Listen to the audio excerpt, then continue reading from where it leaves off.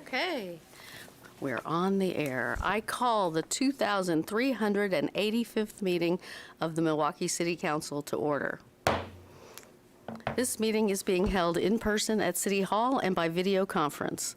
The public may participate in this meeting by coming to City Hall or joining the Zoom webinar. The meeting is being broadcast live on the city's YouTube channel and Comcast Cable Channel 30 within city limits.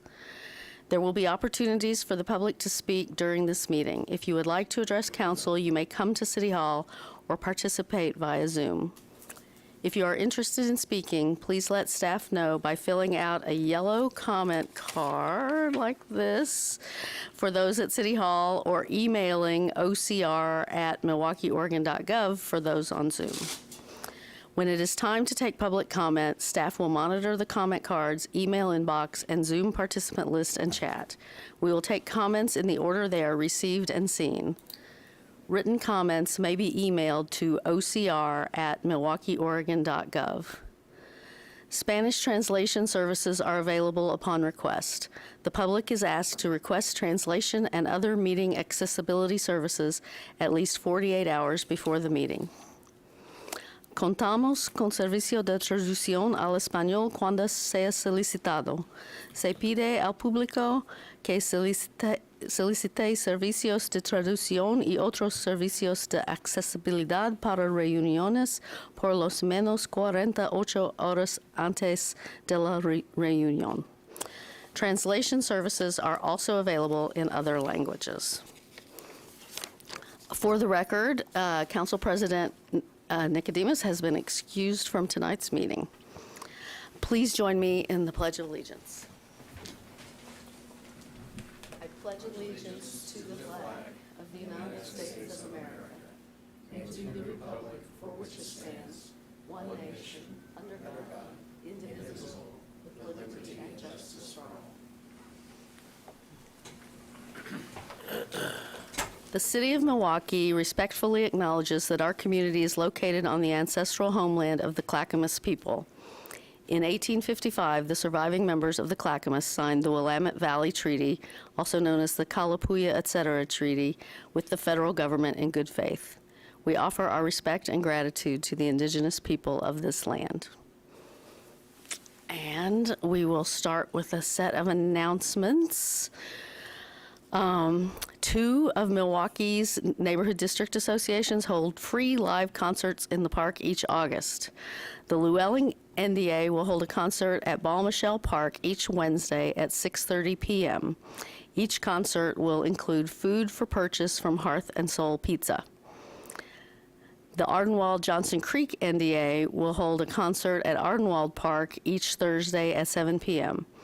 Each concert includes food and beverages for purchase from the Milwaukie Cafe and Bottle Shop. The first event on August 2nd also includes the neighborhood's National Night Out event that will begin at 6 p.m. ahead of the 7 p.m. concert. And you can find the, we didn't list who the acts are this week, but they are available on the city's website. Join the downtown Milwaukie community at the next First Friday event this Friday, August 4th from 5 to 8 p.m. The event is a celebration of art, music, food, and community in downtown, and everyone is invited to participate. Learn more at firstfridaymilwaukee.com. Join the Lake Road NDA on this Saturday, August 5th from 11 a.m. to 3 p.m. as they host their neighborhood picnic at Milwaukie Floral and Garden. The event includes live music, food trucks, and a photo booth. Please walk, bike, or carpool to the event as parking is very limited. For more information about each of these events and others, please visit the city's homepage at milwaukeeoregon.gov or call 503-786-7555. All right.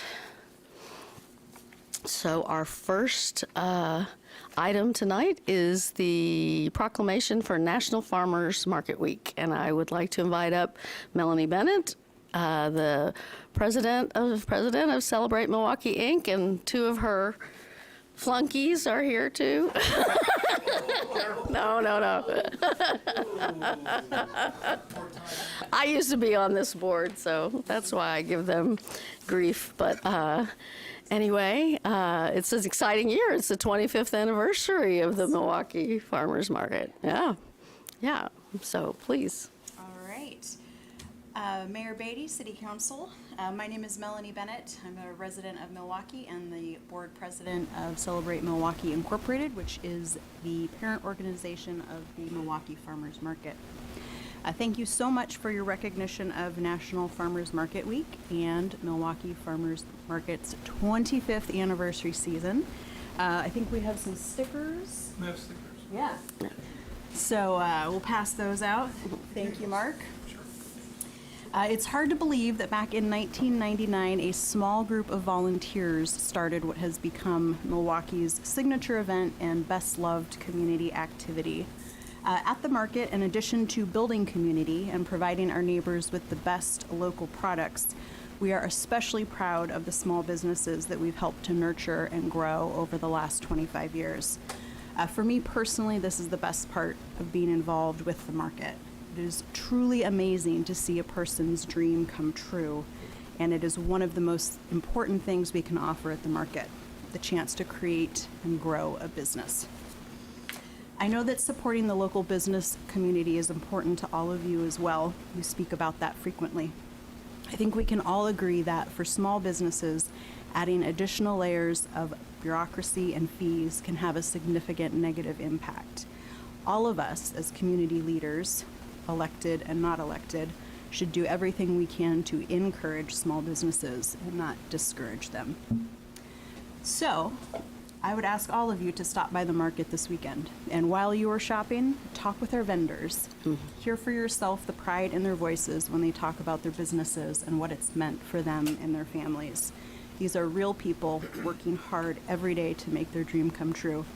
And we should all be proud and eager to support them by giving them opportunities, not discouragement.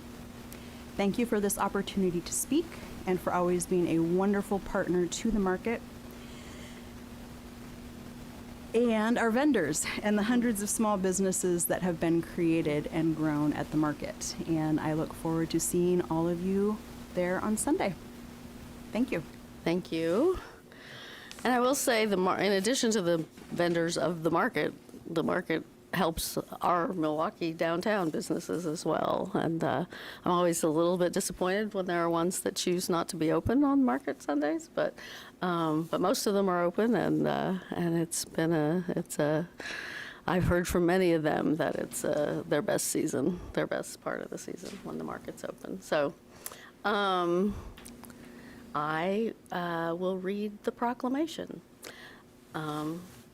Whereas farmers markets are an integral part of Oregon's food system and agricultural economy and are important sales outlets for farmers and food business owners, generating revenue that supports the sustainability of family farms and the revitalization of rural communities.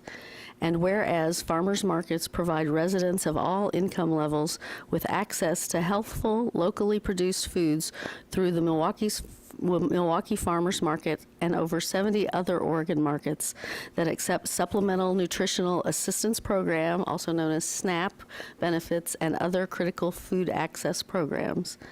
And whereas the Milwaukie Farmers Market is celebrating 25 years as a cornerstone of our community, well loved by customers and vendors who come from Milwaukie and far beyond. Now, therefore, I, Lisa Beatty, Mayor of the City of Milwaukie, a municipal corporation in the County of Clackamas in the state of Oregon, with the consent of City Council, do hereby proclaim the week of August 6th to 12th, 2023 as Farmers Market Week, in conjunction with National Farmers Market Week, and to call upon all Milwaukeeans to celebrate and support the Milwaukie Farmers Market and other area farmers markets. Thank you. Thank you. Oh, and if people are at the market, are they able to get these stickers at the info booth? We're going to pass those out again on August 13th. Okay, for those who, she wasn't on the mic, so I'll just repeat that. On August 13th, which is not this Sunday, but the next Sunday, they will be handing out these cool 25th anniversary stickers, so stop by and get one. Okay. Okay, next item, Parks Governance Check-In, and our city manager. Hi. So this is a couple of issues. First and foremost, we were going to have a parks discussion at next week's meeting, but that item has been pulled because we had some issues with the other agenda item, and now we are going to go do a tour of LOCOM. So I first and foremost just want to make sure I made it clear to you all and to the public that agenda item has shifted. We did say that we were going to do a quick check-in and just see where things were on parks. So I am planning on bringing this back up and finding some time in the next 3 meetings just to make sure that you all still have some time to discuss on air the parks issue. I'm planning on putting on about half an hour to 45 minutes just because we already have booked council meetings, but I wanted to check and see if you wanted it for longer for the public discussion or how you wanted to handle that. You said longer for more public discussion? Yeah, do you want it to be longer than 45 minutes? We can move some agenda items off of the calendar to create space for this if you'd like us to. I don't know how much public discussion to anticipate. Neither do I. Yeah, I mean, I don't think we do till we put it out there. I mean, that makes sense to me. We can always continue a discussion. You know, once we can start it and continue it over if we have to. Sounds great. Are there any items that you'd like us to come prepared to talk about? Staff-wise, is there anything you'd like staff to come prepared to speak about? Okay, then there won't be a staff report for that item. We'll just be opening it up for discussion amongst the council. Yeah. Perfect. Okay. Thanks. Thank you. All right, community comments. This is the part of the agenda during which council will hear community member comments regarding city business. Before we begin, is there any follow-up from the July 11th community, or maybe it'd be July 18th community comments, Ms. Ober? There is not. Okay. I do have one yellow comment card. If anyone else wants to speak, please submit a yellow comment card found on the table just outside the door.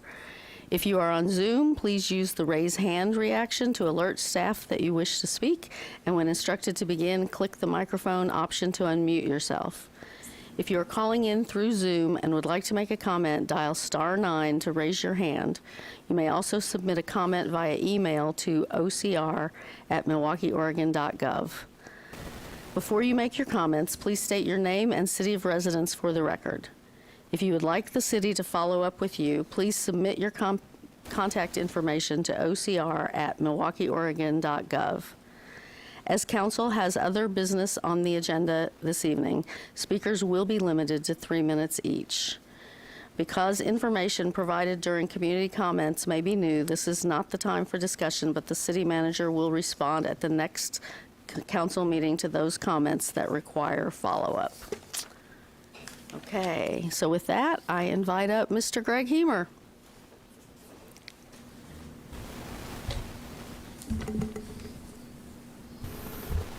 I'll talk quick before you have a time to set the timer. And we did get a letter. I will note for the record, we got a letter from Mr. Heemer, which expands, I think, upon what he's going to say here today. But Dear Mayor, City Council, and City Manager, my name is Greg Heemer, the Communications Director for the Milwaukie Historical Society. You received a letter from us asking for the downstairs community room inside the new City Hall to be named after Hurtis Sr. and Dorothy Hadley, with the background of the Hadleys and examples of naming public places. The Society Board and its over 150 members believe the naming of the room creates a sense of improvement, inspiration, dedication, involvement for all those that enter. There are very few living legends of Milwaukie, but Dorothy and Hurtis Hadley, former owners of Milwaukie Pastry Kitchen on Main Street, are definitely two of them. Milwaukie Historical Society believes they will inspire everyone who walks into the community room because of their intelligence, their kindness, their humor, and above all else, because they are role models to anyone and everyone. They have experienced hardship and adversity, resulting in many of us just to give up and accept our fate. But the Hadleys use their skill, intelligence, and personalities to overcome the naysayers and become successful when the odds were against them. In our mind, three of their greatest attributes are believing in, generally, humanity is good, believing in themselves to pursue their dreams, and humility above all of their success. When the society formulated our plan, we recognized that no official rules were in place naming government buildings or rooms inside government buildings. We sent a letter to the Equity Steering Committee for support, but fortunately or unfortunately, our city manager, Ms. Ober, was the city liaison. This began a discussion about rules, therefore they did not submit a letter of support. In our letter, we provided 3 City of Milwaukie rules and 1 from NCSD for naming public spaces. All 4 allow a person to nominate a name. 2 are decided by the head of government. The others are decided by a committee. Because the opening of City Hall is in October, we are asking City Council to make one of 2 decisions. First, just accept the request from Milwaukie Historical Society and vote next council meeting to name the room after the Hadleys, or ask Ms. Gober to create and adopt the rules in this matter in an expedited fashion. In other words, make it a high priority. If the rules can be set in August, nomination and acceptance or rejection can be made in September, leaving enough time to officially designate the room by opening in October. Ms. Ober in 2 weeks will respond with, "It does not matter to me what council makes as a priority, but just remember we have to give something up for that." Do not fall into this trap this time. It seems relatively easy to set these rules given the vast number of examples. We do not need to wait for a new DEI director. Put in the hard work now, plan to be done, or put it on the work plan to be done in the next 5 years, or just push it off indefinitely. Only you, city councilors, have the power to prioritize work, accomplish some DI work at the same time, acknowledge great legends of Milwaukie, and aspire residents to remember that adversity is not the end to your journey, but it's just a hurdle to your success. Either vote on the matter at the next meeting or ask Ms. Ober to make it a high priority. Thank you, and I'll answer any questions. Thank you for letting me go over my time. We don't generally ask questions of our community commenters, so thank you. Thank you. And I have another speaker who just came in, so I'll just point out, since he wasn't here when I read the script, you will get 3 minutes. And so please come up, state your name and city of residence for the record. Mr. Philip Moen. All right. My name's Philip Moen. I'm a resident of Milwaukie, and I'm talking about the environment. First, my opinion might be different than some of yours, and I don't want anyone to take anything personal. I think we're headed down the wrong path, though, on some of the things we're doing, like the trees and the natural gas. If you try and go anywhere during any rush hour, doesn't make any difference whether you're walking, biking, bus, car, whatever. I think you can easily understand that the problem is there's too many people out there, and that's the problem. There's 8 billion people on the planet, and a few trees in Milwaukie is not going to have any effect on that. That's my opinion, of course, although the 8 billion is a pretty much statistic. The only real issue I have with the tree thing is the $14,000 fine. If it was $100, I wouldn't even be here. And the Constitution, the 8th Amendment says excessive bail shall not be required, nor excessive fines imposed, nor cruel and unusual punishment inflicted. So that seems like it's an excessive fine, to me anyway. Some people might not. But if that's not excessive, how about $10,000 for speeding? If one's okay, the other's okay, right? Or how about a couple thousand for jaywalking? China's running out of water. India is probably close behind. And I know it's not a city issue, but if man doesn't get the population under control, the electric cars and all this other stuff is not going to take care of the problem. And, in my own opinion, Mother Nature will do something about it. And some people could argue right now that Mother Nature is starting to do something about it, like disease and starvation, earthquakes, volcanoes, hurricanes, the water shortage. I mean, there's a million different things that have any of you guys been to the Columbus Day storm? 1962. It was a pretty big disaster here for just Oregon. And that's 1960, that's a long time. Anyway, as a final thought here, say the green people have, everything's all electric, right? Electric cars, electric stoves, electric, whatever you want to call it. What if something happens where the electricity goes off? What are people going to do? The answer is they're not going to do anything. They're not going to go anywhere. They're not going to, can't heat their house, can't cook, can't do anything. So,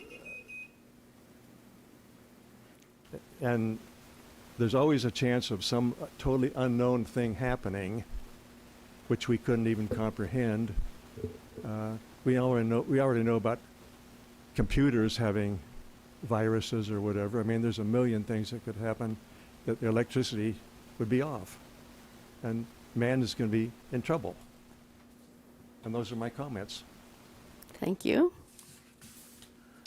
Any other commenters? Not seeing any. Just want to check with Nicole to see if we have anybody online who's... 2 people on Zoom, but nobody has their hand raised. No one's raising their hands? Okay. Okay. Then with that, we will move on to the consent agenda. Tonight's consent agenda includes minutes of the City Council July 11th, 2023 special session, a resolution authorizing revision of fees and charges and updating sections 7, 11, 14, and 17 of the Consolidated Fee Schedule for fiscal year 2024, a resolution authorizing the city manager to approve a professional services contract with Water Systems Consulting, Inc. in the amount of $349,512 to provide professional services related to the development of a stormwater system plan. A resolution acting as the local contract review board approving the award of a contract for construction of 2023 Surface Streets Maintenance Program, SSMP, improvements, file number CIP 2023-S28 to Knife River Corporation Northwest. A resolution acting as the local contract review board reinstating a personal services agreement with General Code LLC for codification services. And finally, a resolution authorizing a public improvements contract with Stantec Consulting Services for a not-to-exceed amount of $840,090 for the Waverly Heights Sewer Reconfiguration Project, file number CIP-2023-X41. Does any member of council wish to remove a consent agenda item? I'll say at the outset, I do intend to remove item B because there have been some slight modifications to the resolution. But beyond that, beyond item B, is there anything anyone else wants to remove from the consent agenda? Not seeing any, in which case I will entertain a motion. I move to approve consent agenda as amended.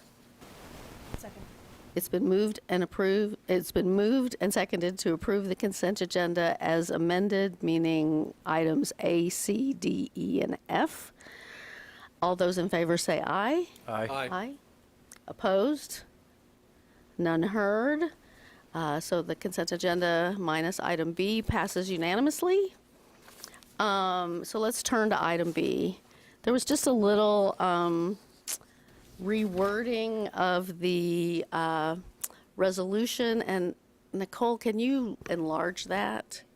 So it's just the now, therefore, be it resolved language at the end, because the issue here was that the packet did not include the full fee schedule. the packet only included the parts of the fee schedule that had been amended. And so the wording of the original resolution was too broad. So can you just scroll up and show so that now therefore be it resolved, section 1 and section 2 are what is new. Nothing else in this packet is new. Nothing else has changed. It's just making clear that, that we did not attach, anyway. We did not have the full thing attached, so we needed clarifying language. So with that, are there any questions? I know Toby's here, if anybody has any questions. And I think the short piece is just, if you want to adopt it, it would just be adoption of the fee schedule as amended, as the resolution is amended. And that'll take care of it for tonight. Thanks. I move to adopt the resolution as amended. A second. It's been moved and seconded to adopt the resolution authorizing revision of fees and charges and updating sections 7, 11, 14, and 17 of the Consolidated Fee Schedule for fiscal year 2024 as amended. All those in favor, please say aye. Aye. Aye. Opposed, say no. None heard. It passes unanimously. Thanks, everybody. Thanks, Toby. All right. So with that, we now have an annexation. Annexation of 9931 Southeast Hollywood Avenue, an ordinance. And I'll turn it over to Planner Ryan Dyer to present to us. Thank you, Mayor, City Councilors. My name is Ryan Dyer, and I'm Assistant Planner with the City. I believe our practice here is to skip a formal presentation and just ask if there are any questions about the staff reports for the annexation of 9931 Southeast Hollywood Avenue. Did any councilors have any questions? No. I'm not seeing any, in which case, that's a really easy gig there. That was amazing. You did a great job. Thank you. Vera's sitting back there going, why don't I get these easy gigs? So in that case, I will entertain a motion. I move for the first and second readings by title only and adoption of the ordinance annexing a tract of land identified as tax lot 1S2E30DD04900 and located at 9931 Southeast Hollywood Avenue in the city limits of the city of Milwaukie, file number A-2023-004. I'll second. It's been moved and seconded for first and second readings by title only and adoption of the ordinance annexing a tract of land identified as tax lot 1S2E30DD04900 and located at 9931 Southeast Hollywood Avenue into the city limits of the city of Milwaukie. File number A-2023-004. Is there any discussion? All those in favor say aye. Aye. Aye. Opposed, say no. None heard. Ms. Ober, no opposition heard. Would you read the ordinance 2 times by title only? An ordinance of the City of Milwaukie, Oregon, annexing a tract of land identified as tax lot 1S2E30DD04900 and located at 9931 Southeast Hollywood Avenue into the city limits of the City of Milwaukie, file number A-2023-004. And again, an ordinance of the City of Milwaukie, Oregon, annexing a tract of land identified as tax lot 1S2E30DD04900 and located at 9931 Southeast Hollywood Avenue into the city limits of the City of Milwaukie, file number A-2023-004. Thank you. And Ms. Madigan, would you please poll the council? Counselor Stavengerd, Aye. Counselor Khosrabati, Aye. Counselor Massey, Aye. Mayor Beatty. Aye. The ordinance 2233 passes unanimously 4-0. Really great Thanks, work. Ryan. Thank you. Okay. And moving on, the Psilocybin code adoption. Oh, this is an actual hearing. I have to actually read some stuff. Okay.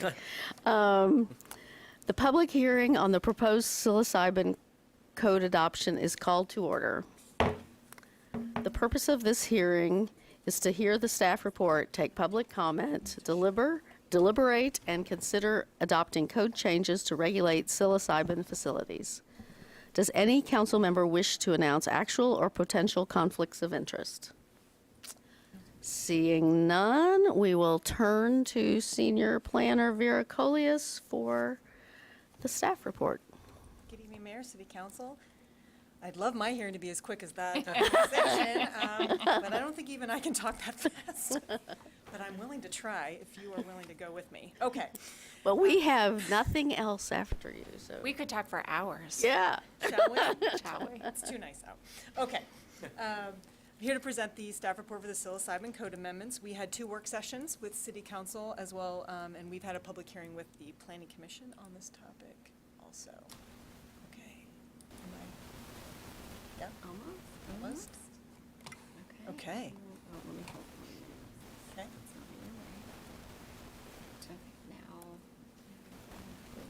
there you go. Now you should. Great, thank you. Okay. For folks who might not be aware, the Oregon Psilocybin Service Act was passed by ballot measure 109, the voters of the state of Oregon, which allows for the manufacture, delivery, and administration of psilocybin mushrooms at licensed facilities. The Oregon Health Authority began accepting applications in January for service providers, for testing facilities, and for production or grow facilities as well. This all started when the city received a couple of applications for grow facilities, and we thought this might be a good thing to talk about. So, and see if we need to have any regulations within the city. OHA issues 4 types of licenses within their regulations for a service center, so that's the clinic space, a service facilitator, so that's the clinician that is administering the therapy, a product manufacturer, or the grow facilities, and then a testing facility of the psilocybin that's coming from the manufacturers prior to utilization at a service center by the facilitator. During the 2-year program development period, the Psilocybin Advisory Board created rules and recommendations on the safe administration of psilocybin and required trainings and licensing for facilitators, the service centers, manufacturers, and the testing laboratories as well. Okay. Under state law, and so this is where we started before we started thinking about what kinds of regulations we wanted to have. We wanted to make sure we understood what the state is regulating through their own licensing and checks and balances and so on at their level. So there are several psilocybin restrictions within the state law itself. They are not, psilocybin is not available in stores or to take home, so it's very different from the marijuana dispensaries. It's not a retail product at all. It can only be administered in licensed settings by a licensed facilitator. Service centers have locational restrictions. They can they are prohibited within residential zones, and they cannot be located within 1,000 feet of a school. And finally, manufacturing facilities, psilocybin cannot be grown outdoors. It has to be inside, and there are also requirements for security and other types of requirements for manufacturing facilities as well. So we started there as sort of our baseline of what the requirements already are at the state level. And we didn't see the need to duplicate any of those, but we wanted to see are there any gaps or anything that we wanted to sort of do to personalize our code. So after the 2 work sessions, we also had conversations with the police department. So we've come up with the code that was in the included with the staff report. So we've added a definition of what a psilocybin-related business is, and we've tied that to the definition within the ORS itself. So we didn't create a definition. We are sending people to the ORS in case the ORS ever changes or the state ever decides to change any of their language regarding the definition of such a business. At the work session, that we had back in February. Some issues were raised regarding manufacturing or grow facilities being located in residential zones as home occupations. The state law does not talk about manufacturers or have any locational restrictions. So we are addressing that by prohibiting psilocybin-related businesses of any kind as home occupations. So that mirrors the marijuana regulations that we have as well. So grow facilities would not be permitted in residential zones. We also took a look to see what our marijuana regulations are regarding grow facilities in our manufacturing zones, for example. And so what we've decided to do, absent any additional information, and we can always kind of pivot and come back to this if we need to, but we are mirroring the production and cultivation requirements that we have within the NMIA zone, which requires a conditional use. That was all as part of sort of this idea of protecting industrial space and trying to not use up a lot of valuable and limited manufacturing and industrial space that we have for grow facilities that tend to not be very employee intensive. So we thought for now, we're going to mirror those, and we can always change that if we think that we need to at some point. So we are proposing a section of code that would specify that conditional use for production and cultivation of psilocybin products, as well as kind of tying those to section 19.509 in the code, which are those regulations for both the NMIA zone and the manufacturing zone. So they're parallel that way as well. And one of those, there is a locational restriction within the NMIA zone that doesn't allow for producers or growers to be within 1,500 feet of another building. So there are some separation requirements. There can be multiples within one building, but we're trying to spread them out so they kind of don't cluster too much in the NMIA. So that's what we've proposed in that code. And so this is that section of code that talks about adding those standards and limitations within the NMIA. Okay.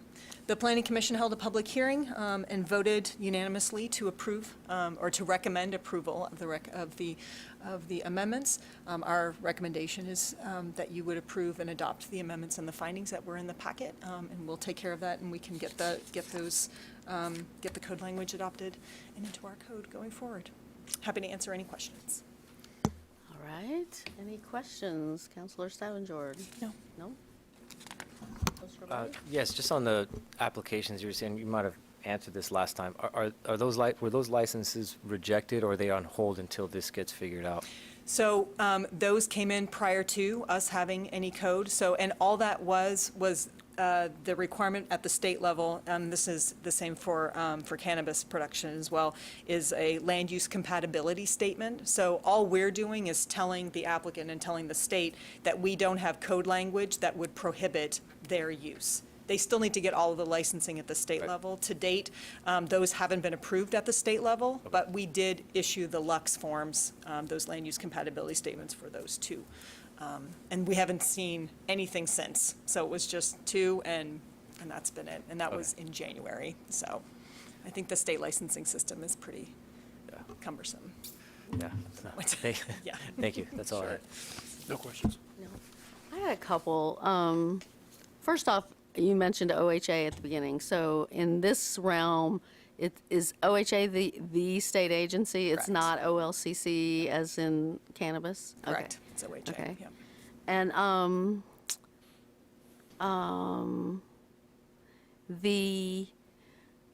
so we have, you can't do within 1,500 feet of another psilocybin, but you could do within 1,500 feet of a marijuana. Is that correct? Correct. We don't have them We're tied not together tying that them way. together. Right. Okay. Yep. Do we know in the marijuana area, like somebody comes in and gets a grow, I guess we know when they do that, but do we know that they're still in business? Is there any ongoing check or ongoing knowledge if they went out of business or if that space got transferred to some other, outright Right. allowed use?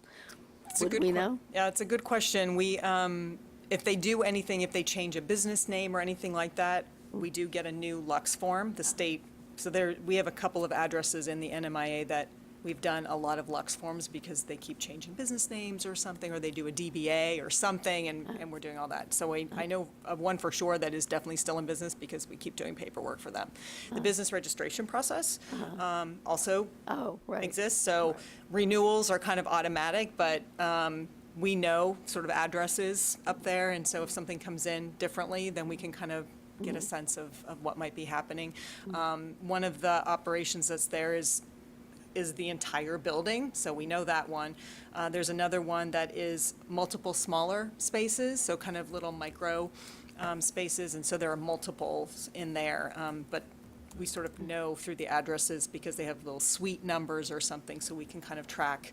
Right. We don't actively track, but when something comes in and changes, then we know that something's happened. But those are much smaller operations there. Yeah. Okay. All right. Have we received any correspondence on this topic? Not a word. Not a No. word. No. Okay. Does anyone wish to comment on the proposed psilocybin code adoption?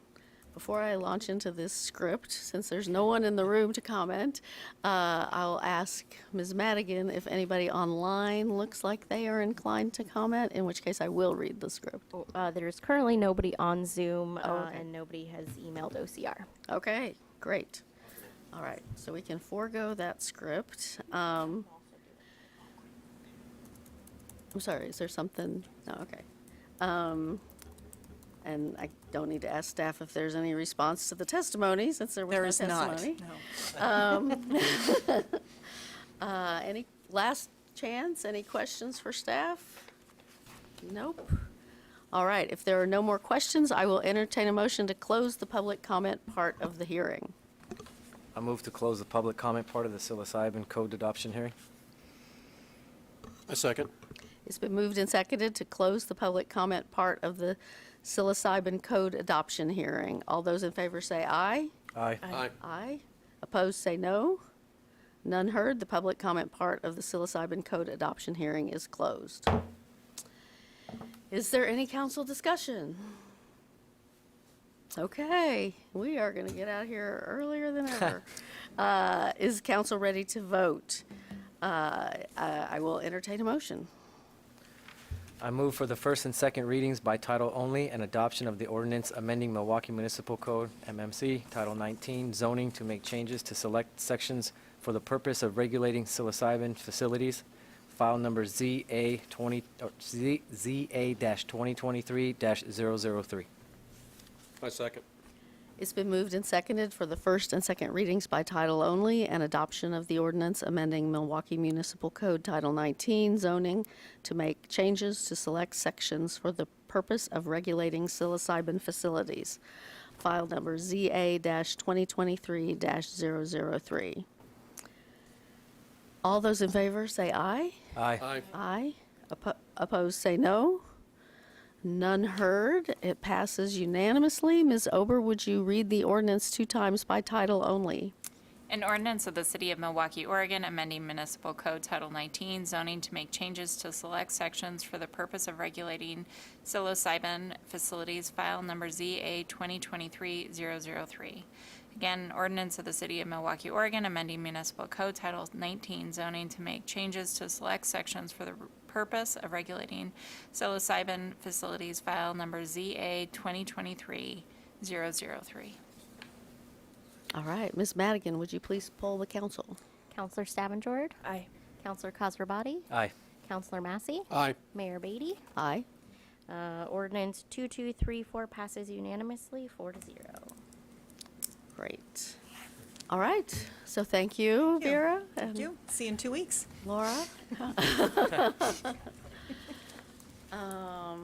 So that's our agenda, except for council reports. Anybody got any meetings or discussions or events to report on?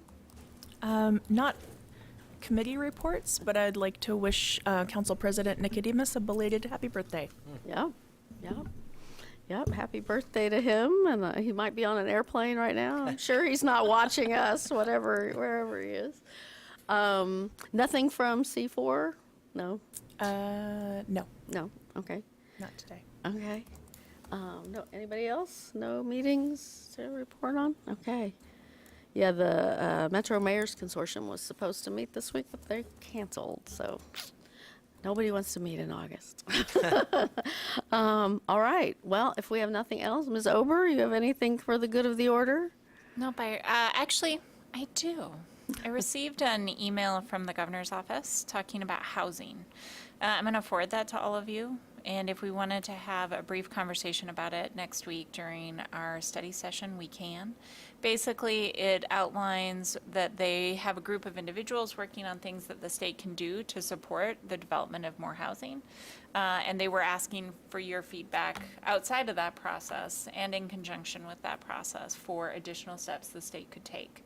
So I'm going to just pass it along so that I've had this conversation in this space, read the email, and we'll put the email in the packet.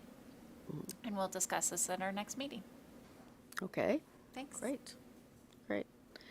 All right, well, with that, if there's nothing else, I will entertain a motion to adjourn.